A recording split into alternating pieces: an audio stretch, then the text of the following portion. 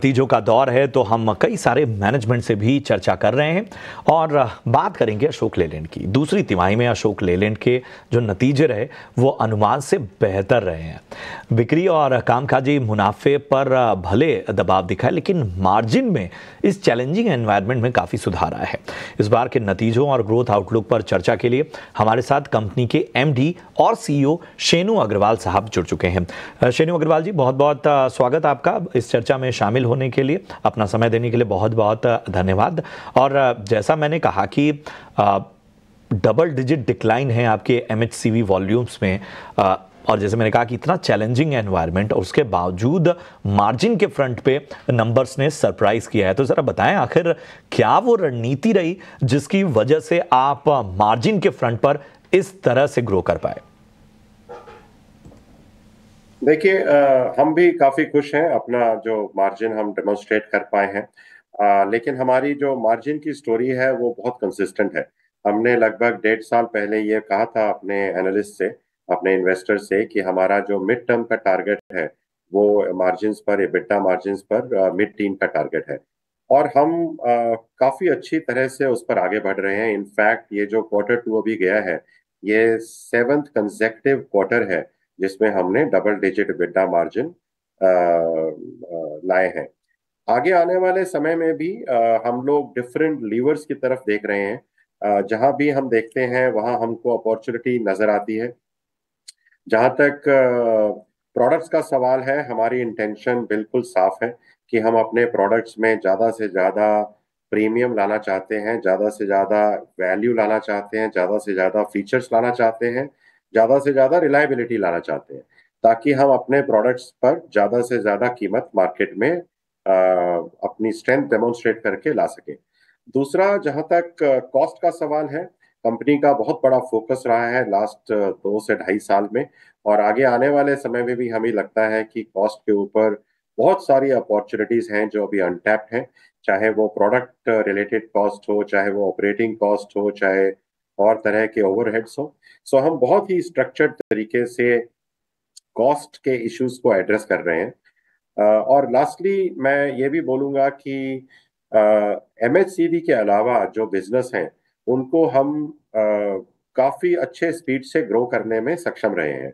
चाहे वो हमारा डिफेंस बिजनेस हो, चाहे वो हमारा आफ्टर मार्केट बिजनेस हो, चाहे वो हमारा इंटरनेशनल ऑपरेशंस का बिजनेस हो, सभी बिजनेसेस में हम बहुत अच्छी ग्रोथ डेमोन्स्ट्रेट कर पाए हैं।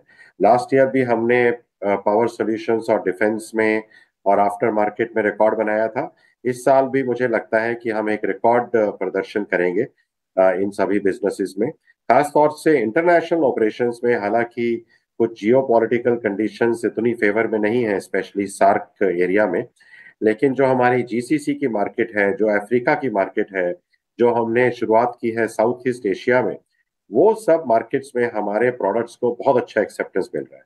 तो इस साल हमें लगता है कि इंटरनेशनली भी हम लोग एक रिकॉर्ड ईयर साबित कर पाएंगे।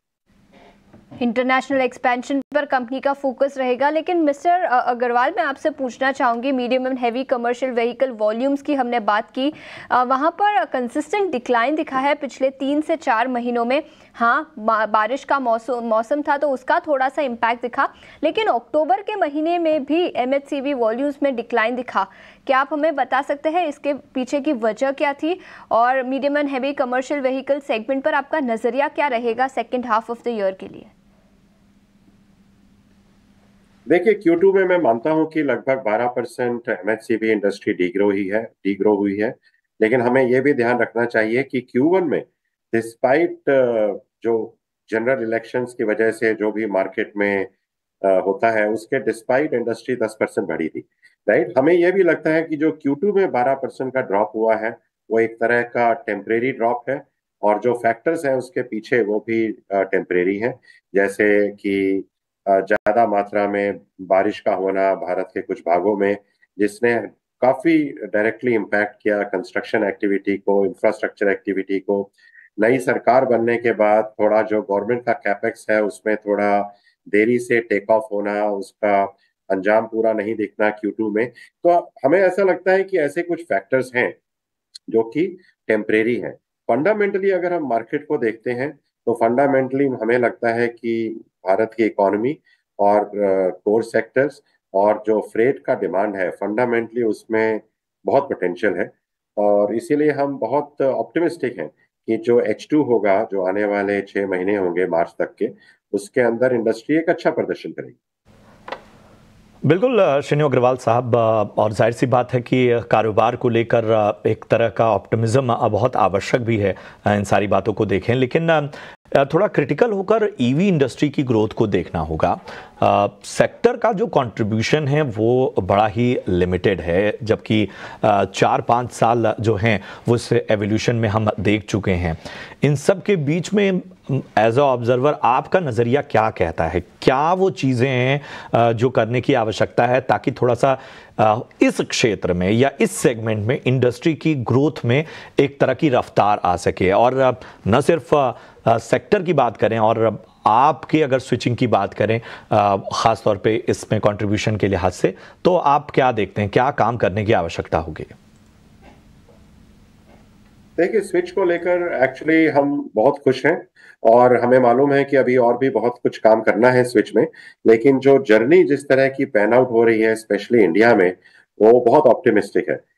अभी हमारे पास स्विच में लगभग 2000 बसों की ऑर्डर बुक है, जो कि हम अगले 12 से 15 महीने में सप्लाई करेंगे। तो हमारी जो प्रोडक्शन है इस वक्त वो फुल स्पीड पर हमारी इलेक्ट्रिक बसेस की प्रोडक्शन जारी है। अभी अगले 2-3 महीने के बाद से हम इन बसेस की बिलिंग शुरू करेंगे। जैसे ही ये बिलिंग शुरू होगी, आप देखेंगे कि स्विच का टॉप लाइन एक बहुत तेजी से आगे बढ़ेगा।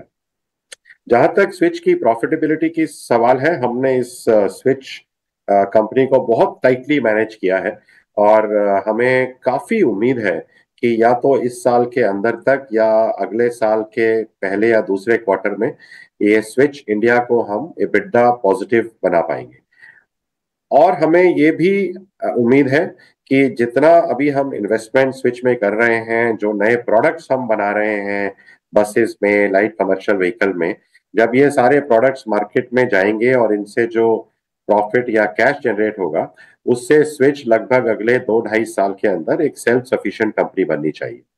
तो स्विच के लिए अभी काफी ऑप्टिमिज्म है अशोक लेलैंड में। नज़रिया काफ़ी पॉजिटिव स्विच को लेकर, लेकिन इसके अलावा मिस्टर अग्रवाल, डिफेंस सेगमेंट पर आपका नज़रिया लेना चाहूँगी। ग्रोथ पोटेंशियल कैसा है अभी, ऑर्डर बुक पोजीशन कैसी है, और अगले कुछ क्वार्टर्स के लिए एक्सपेक्टेशंस क्या रहेगी नए ऑर्डर विंस को लेकर? डिफेंस में बहुत अच्छी उम्मीदें हैं हमें।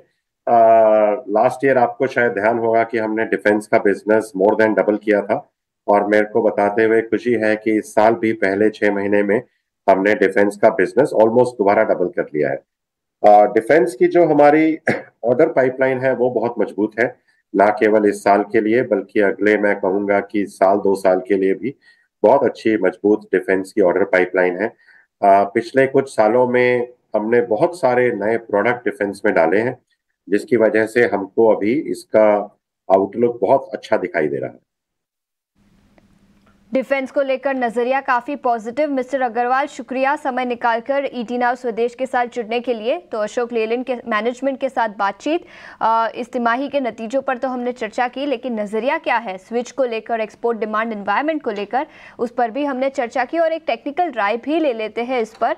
अशोक लेलैंड, क्या राय होगी तेजस स्टॉक पर? देखिए, थोड़ा चार्ट स्ट्रक्चर इंप्रूव हुआ है, लेकिन 230 से लेके 231 के बीच में स्टॉक में एक बड़ा स्ट्रॉन्ग रेजिस्टेंस है। अगर 231 का लेवल अगर सरपास करता है तो मुझे लग रहा है एक फ्रेश ब्रेकआउट आ सकता है स्टॉक में। तो जब भी 231 का लेवल पार होता है, इसमें एक लॉन्ग पोजीशन बना सकते हैं विद स्टॉप लॉस बिलो 218, और लक्ष्य रहेगा 245 से लेके 255 तक। 5 से 255 का लक्ष्य अशोक लेलैंड